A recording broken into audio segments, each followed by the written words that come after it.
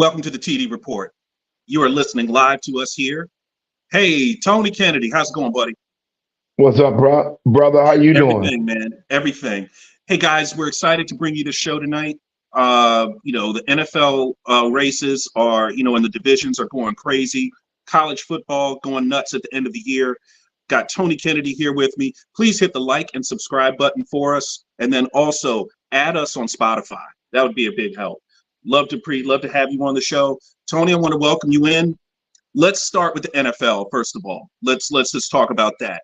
Let's talk about some of the locals. Okay, we're going to talk about the good news first. Let's talk about the good news. Baltimore Ravens sitting atop of their division, sitting atop of the AFC North, the Norris division at 8-3. Ravens looking pretty good, Tony. A lot of people, we talked about how Lamar Jackson got a lot of undue criticism during his run-up to his contract. He got his long-term deal. He has played pretty darn well this year. He doesn't have to be Superman out there. He doesn't have to do everything. Listen, that was the biggest thing on the offseason, and I was just disgusted with their fans. I went to the Ravens game on Thursday, and even though they're a Maryland team, I cheer for the Redskins first before I cheer for the Ravens because of the trash that I saw with Lamar and the way they disrespected him and the way they treated him. A guy that's never been in trouble, a guy that's been doing the right thing, a guy that does everything the right way. Hell, he's an ex-Heisman winner, an ex-MVP of the league. And because they want to be such spoiled brats and just being just a-holes, man, we'd love to have him in D.C., Tony. We'd love him here. We would love it. Everybody gets caught up in all this other stuff. Now, I will say it here. Only one team can win the Super Bowl per year. And some people may go a whole career and not even winning a championship. If you're going to sit here and tell me Ernie Banks, Barry Sanders, Dan Marino, Randy Moss, Terrell Owens. I mean, I can name Antonio Gonzalez. I can name players after player.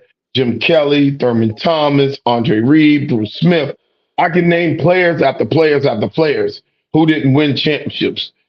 And Charles Barkley, George Gervin. If you're going to sit here and tell me that they're any less for not winning a championship, you lost your mind. It's great if you do win a championship. That is great. That's a great team thing. But when you start breaking out individual players, you are relevant, Baltimore. This Baltimore team, you're relevant because of what Lamar Jackson has brought to the table. What he's bringing to the table. That's right. What he's bringing to the table has made you guys relevant. Without Lamar Jackson, Baltimore's 3-5, 3-6. Yeah, they're 4-16. Yeah, about 4-16. Yeah. Look, let's talk about the rest of the division, Tony. You've got the Cleveland Browns, one game, half game behind at 7-3. The Cleveland Browns lose their quarterback for the rest of the season. This is going to be a recurring theme, by the way, in that division. They lose their quarterback for the rest of the season in Deshaun Watson. They won a big game yesterday against the Steelers, who are struggling at quarterback, struggling to put points on the board. You see them struggling at 6-4, just kind of to stay afloat, which is a testament to their defense and just their ability to win games. What do you think about the Browns' prospects going forward without Watson? They're going to have to depend on that defense. They're getting to the playoffs, but after that, it's done. Okay. Watson showed you what it is when all things are tight. Watson was the difference in that Ravens game, making those big plays down the stretch. That's why that's why they pay him the big money. I mean, it's great. Regular season, to get you whatever, you can get a quarterback who can fill in. But the reason why they pay Watson the big money is because in the playoffs, which that was a playoff game when they upset the Ravens in Baltimore. Those games, the difference could be the quarterback in that game. Watson made more plays than Lamar Jackson that game. Yeah, that's right. And then we go down to the bottom of the division. The Cincinnati Bengals, they lost that game on Monday night. Thursday, to lose to the Ravens. Mm-hmm. And worse than that, they lose Joe Burrow for the rest of the season with a wrist injury. They're going to have to just get him healthy for next year, Tony. That's all there is. Well, it's going to start with the O-line. It's going to Okay. start. They got to protect their investment because Cincinnati's dangerous when they got Burrow and they got all their guys in there. They're just a dangerous team. Without him, man, what? They are barely they were a 500 team with him in there. And, So what are you he had going the to do? calf injury, to begin the season. He was gimpy. Let me say this. Okay. Why I got Bill West on here. Now, Bill West isn't like the rest of the Ravens fans. No, Okay. he's different. Bill West is ride or die. And Bill West supports. Bill West support Flacco because he talked about Flacco to the Browns. He support Flacco, but Bill West does support the quarterback who's in under center for his team.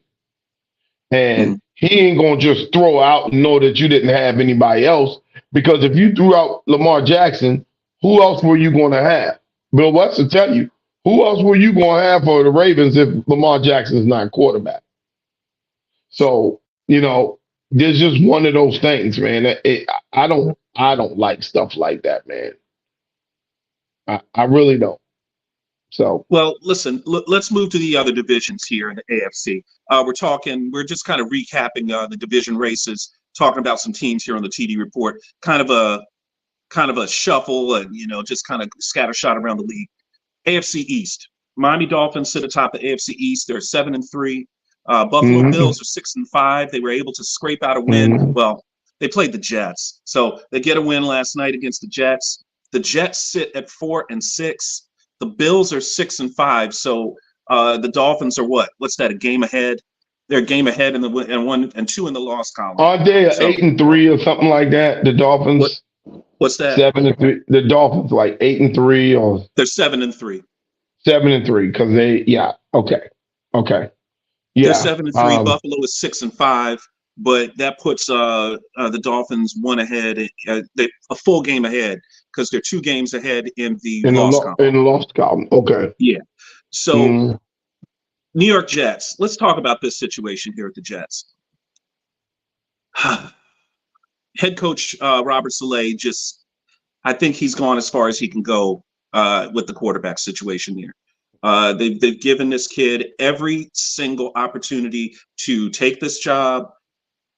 And now, since, Rodgers is hurt, Wilson's the only guy they've got. That's who they have. They're going to have to get Wilson out of there.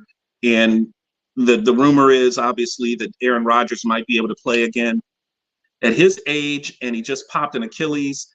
I don't know if that's a good idea. I just think he's going to hurt his Achilles again. He could, but for him, I don't know, man. You just don't know what can he bring to the table? Can he do better than Wilson at his age with a hurt Achilles? Doing better. What is considered doing better than Wilson? Tony, I just question if the athleticism is there to play quarterback at this level. Now, I'm not saying you have to be a Lamar Jackson, okay? But you've got to be able to move back there because you're going to get yourself killed. And I don't know if there's any other way around that. You cannot be a statue back there. You're not going to be Dan Marino. You're not going to be Jim Kelly. You're not even going to be Tom Brady back there. You have got to be able to move. And when you have to get out of the pocket, you've got to get out of there. Hey, Dave, I'm with you. But maybe they may tailor the game to a quick passing game to get the ball out of his hands. Okay. I don't know how that's going to work. Bottom of that division, New England Patriots 2-8. We can't even talk about them. Let's move to the AFC South. To me, one of the more intriguing divisions in the AFC, because you've got two young quarterbacks running teams out there. Jacksonville Jaguars sit on top of that division 7-3. The surprising Houston Texans with a first-year head coach and a rookie quarterback. You lost me? No, I'm good. Oh, you good? Okay. With a first-year head coach and a rookie quarterback are sitting at 6-4 on a 3-game win streak. Let's talk about Trevor Lawrence. Trevor Lawrence has led this team to a 7-3 record. They look pretty good. They're doing well in their division. And C.J. Stroud has literally just walked out of Ohio State, walked right into the Houston Texans, has taken over that team, has them at 6-4. He, what did I tell you, Dave? He's my mid-season MVP. C.J. Stroud. He's my mid-season MVP. Yeah. I just think if he can somehow win this division and they get a pretty good seed in the playoffs, you have to give him MVP. Mm-hmm. You have to give him the midseason MVP. I am shocked. I was one to pick Houston. I was one to pick Houston. Hey, on my live, Dave, we got people saying tonight's game is going to be the most watched game in NFL history. Sorry, guys, Dallas ain't playing. And he said Jim Harbaugh is going to the Raiders. Now, that may be true if they get a quarterback. Jim Harbaugh doesn't go anywhere without a quarterback. What's Good up, segue, my man, Tony. James Corn? Hey, folks, we got a man on here right now, my man, James Corn. His son is Blake Corn. And, folks, you guys got to understand that man right there could be up for the Heisman. And I know him, and I know his dad. Good job, man. Keep grinding over there. Go blue instead of, not go blue over the Hokies. But, I cheer for people I know. We got my man Mo Bowie on here. We starting to get some people on here. They're on my live. Guys, we're on YouTube also, so you can't hear anything. You hear me talking to my host, Dave Combs. So, Dave, I'm getting people hit me on my live. I'm trying to break that little algorithm. I got you. Yeah. You alluded to the Kansas City Chiefs. Kansas City Chiefs are going to be playing tonight, Monday Night Football against the Philadelphia Eagles. The Chiefs on top of the AFC West, as usual, 7-2. Denver Broncos at 5-5. The Raiders that you just mentioned at 5-6. And probably one of the more disappointing teams in the league, Los Angeles Chargers at 4-6. Raiders are going to be looking for a coach. The Chargers going to be looking for a coach. I don't think that they're going to give that job to Antonio Pierce in Las Vegas if Harbaugh is available. Although the Raiders have been playing well with Pierce. I'm shocked because I just thought they were terrible. But Pierce has actually been doing a good job with them because they're very competitive.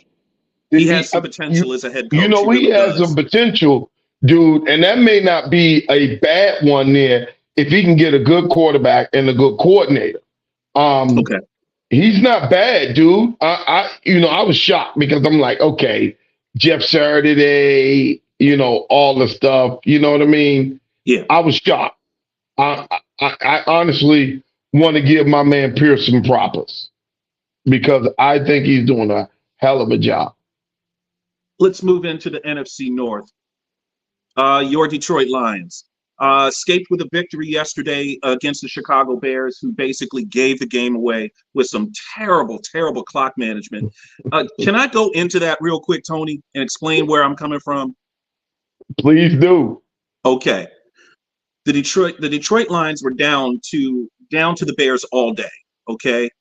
And let's be honest. They scored the game-winning touchdown, to the go-ahead touchdown, which would be the game winner, with 35 seconds left, okay? 35 seconds. How long is the play clock in the NFL, Tony?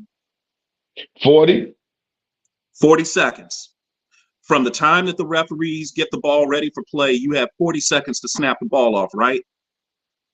From time the last play in, it starts at 40. It starts, right, as they get the ball ready to play, but the clock is going to be running, the play clock. Okay. The last possession, before the last possession, the Chicago Bears had the football, okay? The Lions had 3 timeouts when the Bears got the football. 3 timeouts and the 2-minute warning. So the clock could stop 4 times. Mm. First play, they direct snap to the running back. No gain. Detroit takes their first timeout. Now they have 2 timeouts left and the 2-minute warning. The next play, another direct snap. Gets maybe 2 yards. Detroit uses their second timeout. What do you think the Bears did on 3rd down, nursing a lead, and they didn't have good field position? What's the worst thing they could do? Throw the ball in an incomplete pass. Which is exactly what they did. Fields throws deep, incomplete pass. Now the clock stops. Here's the first question. Why didn't you make the Detroit Lions use their 3rd timeout? Because it's poor coaching. Poor coaching. Then, because now that the clock is not running, you could have either forced the Lions to make a decision. We're going to let this clock run down to the delay of game, or we're going to use our timeout. As a coach, you have to make that choice. But you didn't make, as the Bears head coaching offensive coordinator, they didn't make the Detroit Lions make that choice. Yeah. So that cost 40 seconds of clock time. 40 seconds and when they scored with how much time left? 30 seconds? 35 seconds. So that 40 seconds or whatever they did, but listen, Dave is a little mad because Dave is a Chicago Bears fan. He loves the Bears. He does like the Bears. He always is. I do. I like the Bears. He knows I'm a restore the raw. I like the Lions. I called them from the beginning. Even Jody was talking trash. Dave and everybody was talking. They were doubting me. I said, restore the raw. I got the Lions. The Lions in Super Bowl 58. Well, the Lions will be watching Super Bowl. The Lions will be watching tonight because if the Eagles lose, that's a tie for best record in the NFC. Hey, Sean, our broadcast, you can't hear it. There's a reason why you can't hear it, Sean. You got to go to YouTube. My live broadcast on YouTube is fine. I come on here. So let me say it again for all the people on here. I push live so I can switch and change the algorithm so I can get more people to the TD Report so I can tell you to go to YouTube. You get that? You understand that? When you go live, it hits all your friends and it helps change the algorithm that you have. Let's talk about those Vikings real quick, Tony. Mm-hmm. Another quarterback out for the year. Kirk Cousins out for the year. Josh Dobbs takes over. They lost a tough one last night. They sit at 6-5. I don't think they're going anywhere. I don't think they have a chance to do anything in that division. They don't have a chance to do nothing in the division, but they can make that last playoff spot, is which they in right now. Okay. Who's going to threaten them at 6-5? Let's say they're 50% out right now. Nobody in the NFC South, because the entire NFC South, nobody has more than 5 wins. So nobody in the NFC East, nobody in the NFC South. So give me the teams that can threaten them. Seahawks, but they're already in the playoffs. They're already in. Below them. What's the next team below? Playoffs down right now, they'd already be in. Yes. What's the next team below Minnesota? In terms of record, you would have to look at somebody like the Rams. They're 4-6. Okay, so the closest team to them is 2 games back. Yeah. So if they play 50% and those other teams play 60%, they're still going to get in. So they got to play 70% and they got to play 30%. That's not happening with them, and they're not even playing 70% now. Right. It's it's going to be tough. I mean, the NFC South is the worst division in all of football. The New Orleans Saints going to win this division by default. Okay, they're at 5-5. The Atlanta Falcons are 4-6, but still have quarterback issues. They just can't seem to get right. I've always said that the Falcons should have made the deal and gotten Justin Fields in there. They should have made that deal. If they got Justin Fields in there, they would have overtaken and won the NFC South. And by the way, that division is going to be bad for a couple of more years. The Atlanta Falcons are bad. The Tampa Bay Buccaneers, Panthers aren't going to be bad, even though they 1-9 now. They're not going to be bad. They play good defense. They play good defense, and they got a promising quarterback. They got a promising quarterback, but they give up a lot of points. That's a formula. But they give up a lot of points because their offense can't move it. Yeah. Okay. Their offense is just terrible. But I'm telling you, worst division. Panthers ain't going to be bad in these couple of years. Okay. And I'll be honest with you, they did give the Cowboys a pretty decent fight up until they started throwing, when they talk about just making mistakes. Dallas is, what was that? It was 17-10 at one point, and then Dallas put up 3 scores, one of them on defense, for a guy that you think could be a defensive MVP, could be the player of the year on defense. Bland? Well, you better believe it. And when Diggs, how old is that record, Tony, that he just tied? Well, the NFL's been around 103 years. So for 103 years, 4 pick sixes in a year. He's tied with like 3 other people or 2 other people. 103 years, he's tied with them. Don't give me how many games. He did it in the 11th game. There's always been a 12-game, 14-game, 16-game, 17-game season. He did this, and he has 4 touchdowns in 11 games. Now, if Sam Howell going to trip, 10 games, Tony, 10. No, they 8-3, aren't they? Or 7-3? 7-3, 10 games. 10 games. I mean, think about it. 40% of the games, he's scoring a touchdown. I think that's pretty damn good. The Cowboys are pretty tough to beat when the defense scores a touchdown. That's what makes them very difficult to deal with. If defense scores and Dak is efficient, no interceptions, efficient with what they do, that's their way of winning. Now, you got to get to that point. A lot of teams will be disruptive and won't allow you to get to that point. But, it's with them, they go as Dak goes, to me. So let's look at that NFC West, and then we'll get the NFC East last. NFC West, San Francisco 49ers are on top, 7-3. The Seattle Seahawks, just 1 game behind at 6-4. Seattle Seahawks have had a pretty good year, Tony. Guess who they play on Thanksgiving? Seattle plays San Francisco on Thanksgiving in Seattle for the lead in the division. Should be a good game. I still say I'll take the 49ers, but I give the Seattle Seahawks credit for being where they are. Geno Smith having a pretty good year. Good for him. They got a fighting chance. They got to fight. Yeah, he's a fighting chance. Los Angeles Rams sitting there at 4-6. They're just kind of hanging out. They're not really doing too much. I think they need a new quarterback, TK. Yeah, they need a quarterback. Listen, man, these teams. They did all they could with Stafford. They got the Super Bowl out of him, and that's it. Remember, they mortgaged their future for that championship. And a lot of people would do it. I'm not mad at them. They got a championship. So I'm not mad at them at all. The Rams got a championship. They mortgaged the future. Unlike the team over here that can't get it together with showers. They can't even get the stadium together. It's embarrassing. Listen, dog. The Washington Commanders, everyone, as you see, I'm not doing this because I'm being dramatic. I just can't get my head around it.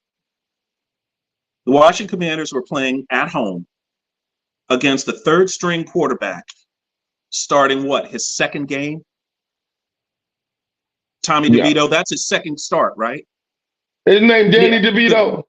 Yeah, because he started against the Cowboys and they just Yeah, demolished them. they Right. demolished So them. It this was wasn't his even second close. start. You are literally supposed to make his life a living hell out there with your defense. And he looked pretty good. Now they sacked him a lot. Cody says they need to trade someone for a hot water heater. I think he's talking about Washington. So let's be frank here. The Washington Commanders, this was probably the worst loss in the Ron Rivera era, and it might have been the worst loss in the Snyder era. This was absolutely embarrassing. The Giants, Snyder era. Huh? Snyder ain't there no more. But I mean, even the Snyder era. I'm saying because he was the owner. He was the owner right before the season, right? No. Up until July. Yeah, they no.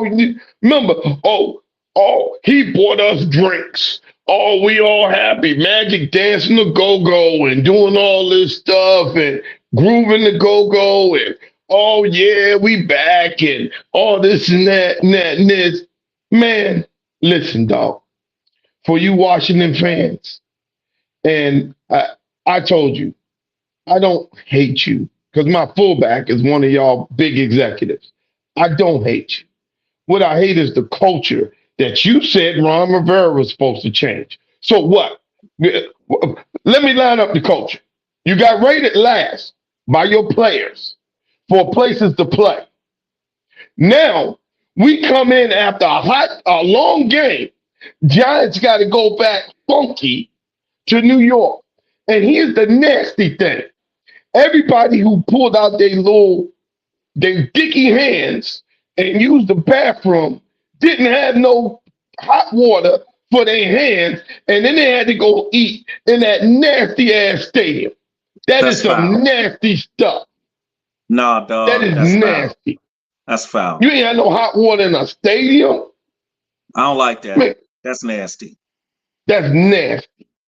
At this point, the Commanders need a new president of football operations, GM, head coach, and unfortunately for Eric Bieniemy, I think they're going to get rid of him too.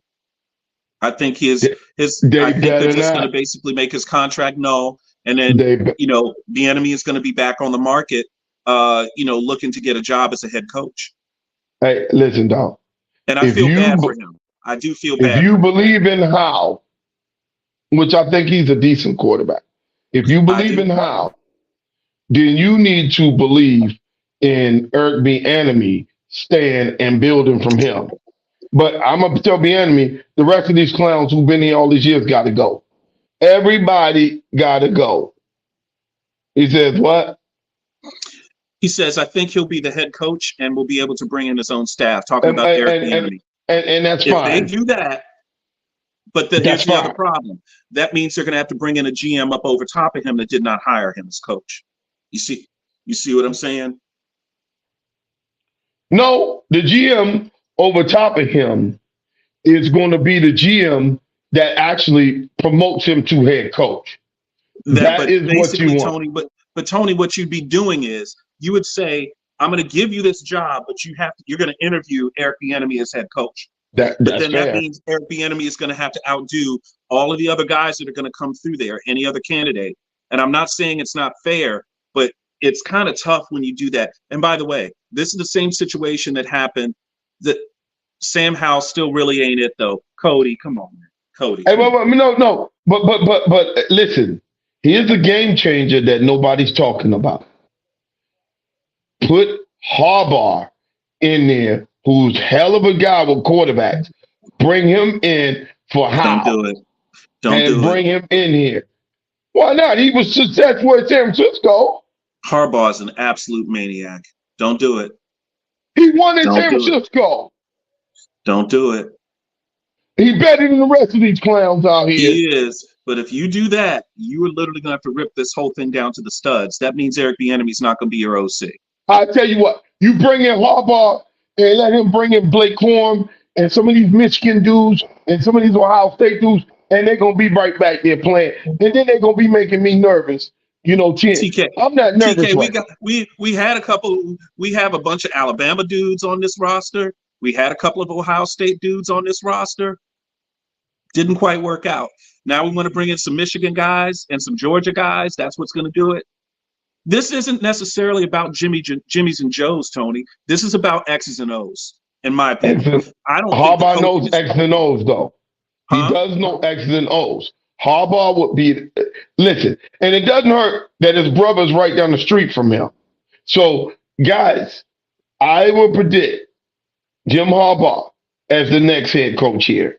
He will come here to D.C., and he want to be close to his brother and his family. They all can live in Columbia right near each other, so they can all be together, their family, and they can be coaching.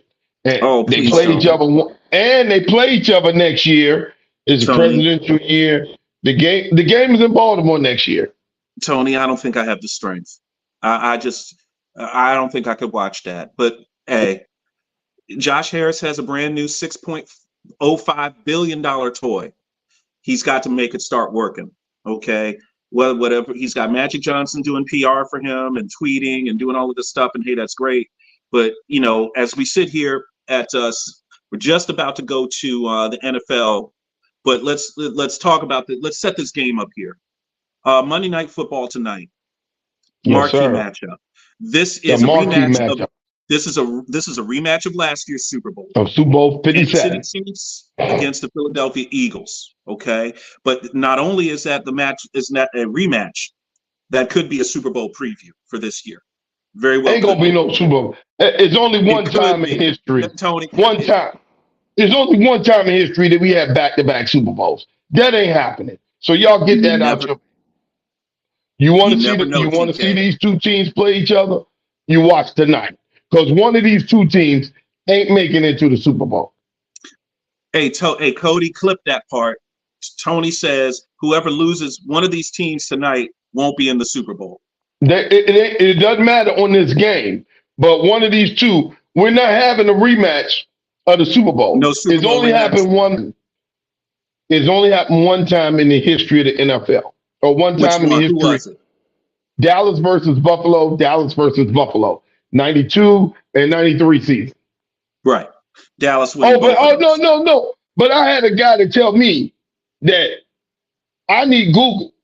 Did I Google that shit that fast? No, you don't Google. Yeah, Tony doesn't Google. Tell that dude I don't need no Google when it comes to this football stuff and knowing everything. He gonna ask me, when was the last time a Cowboy led the league in interceptions?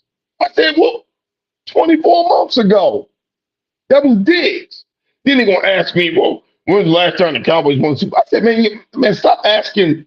That's like asking Einstein what's 2 + 2. Tony, this game tonight to me is not just a marquee matchup because of the teams that are coming in, but also what's going on outside the lines. We're going to have to say it. I don't know if Taylor Swift is going to be at this game. She's not. She's not. Okay. So how many times do you think her name gets mentioned tonight? 3. 3. The over-under for everyone is 3 mentions of Taylor Swift tonight. I want everyone to watch that and get back to us and let us know what you think when we 3 come back. over-under Taylor Swift. Now, you're going to have to hold it because we won't be on Thursday, because Thursday is going to be Thanksgiving, baby. Thanksgiving, baby. Your family. Cody says 5. Okay. Cody says 5. I'm going to go with the over. I'll go over 3. Whatever. Either 5 or 3. It don't matter. They're going to go over that. Her name is going to come up. I think the NFL has found a nice little synergy and a new set of fans that they can get into. Okay. And, them Swifties, they love their girl, Taylor Swift. And they I ain't mad at them. I ain't mad at them. Yeah, I get it. Some people don't like it, but I just look at it like this, man. It's all part of the show, Tony. That's all part of the show. This is sport. Right. This is the sports and entertainment business. That's what this is. And if a Taylor Swift fan needs to see, Travis Kelce out there, and that makes her turn on the TV and watch, that's ad revenue. You see what I'm saying? That's how these teams make their money. In the midst of all this, we're not talking about Eagles have only lost 1 game. Okay. Correct. And the Eagles right now aren't getting credit. And that's how will they play tonight? They've had 8 months happen to them back in February. You know what I mean? And that right there is, these players always talk about, Super Bowls and rematches. This will be a really, really good game.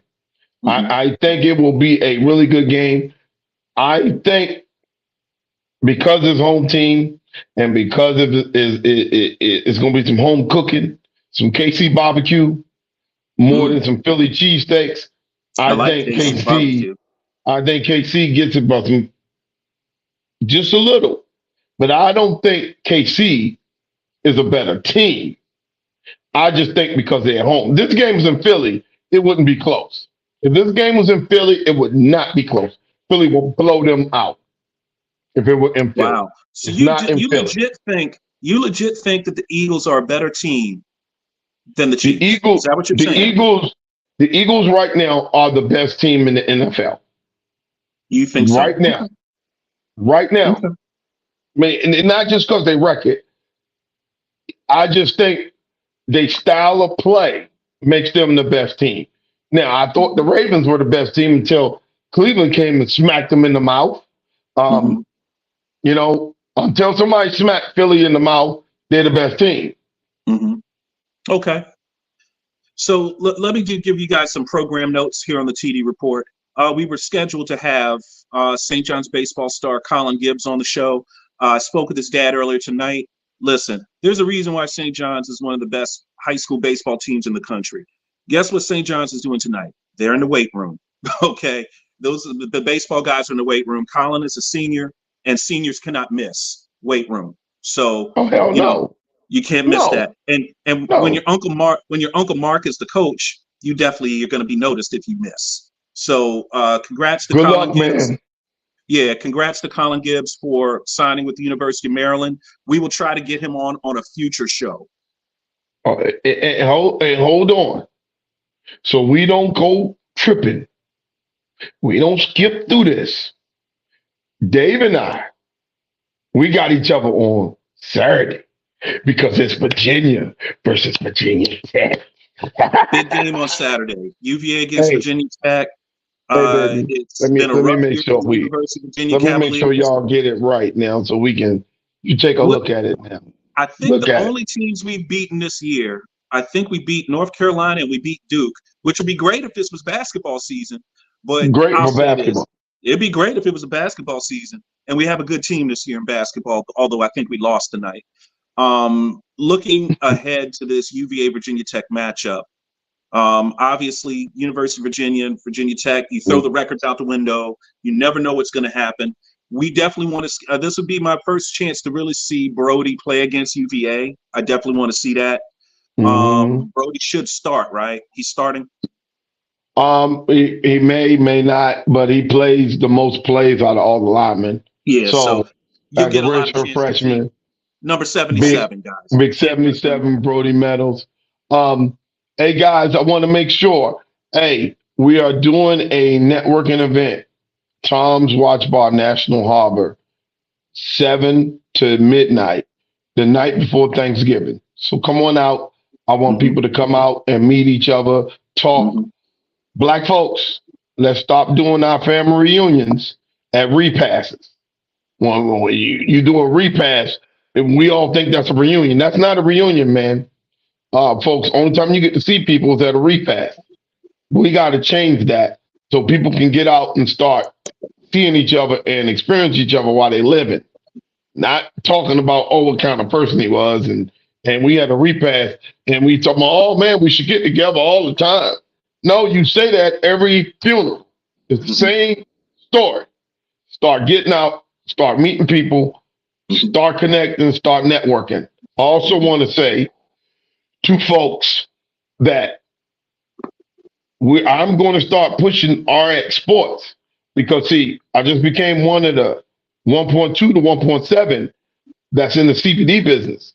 So I'm going to start pushing that because now that I have joined a small group of African Americans to be a part of the CBD business, it's about to get lit with me going out here making sure that guys are doing stuff the natural way and they are doing it the right way and they're getting help. Good stuff, Tony. And we're going to be checking out that UVA Virginia Tech game on Sunday. Saturday. What time is the game? 1 o'clock? You know, I haven't even looked at the time because I think I'm going down, Dave. All right. Look out I'm for going down. University of Virginia wide receiver Malik Washington. He's a Biletnikoff finalist, one of the best wide receivers in all of college football. I didn't say that. The numbers do. And believe this. If UVA had won 7, 8, 9 games and been one of the top teams in the country, you would hear about this guy a lot more. And by the way, he's doing this on his third quarterback this year. He's put up a bunch of catches. That's some good stuff. And folks, fans, please be respectful. This is only a football game. What happened on their campus a year ago last week, please be respectful. Please be respectful of what has happened to them and what has happened to the community. Keep that to football. Let's not take it outside of football. Those UVA kids are just happy to be playing football right now, Tony. Yes, I mean, that's literally what it is. So we want to thank everybody and be thankful for the people around you. I'm thankful for Tony. I'm thankful for Cody, Jody, Devin, all the guys, DJ Chuck B, all the guys that support us. JB, got to give JB some love. Thank you, JB, for being here for us. I want everyone to enjoy their Thanksgiving, as I will. Get you some turkey. Get some fried turkey.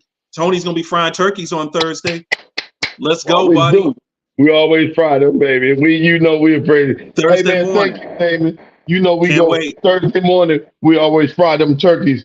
Hey, happy Thanksgiving to you guys. Dallas versus Washington. Thanks, everybody. We'll see you next Monday.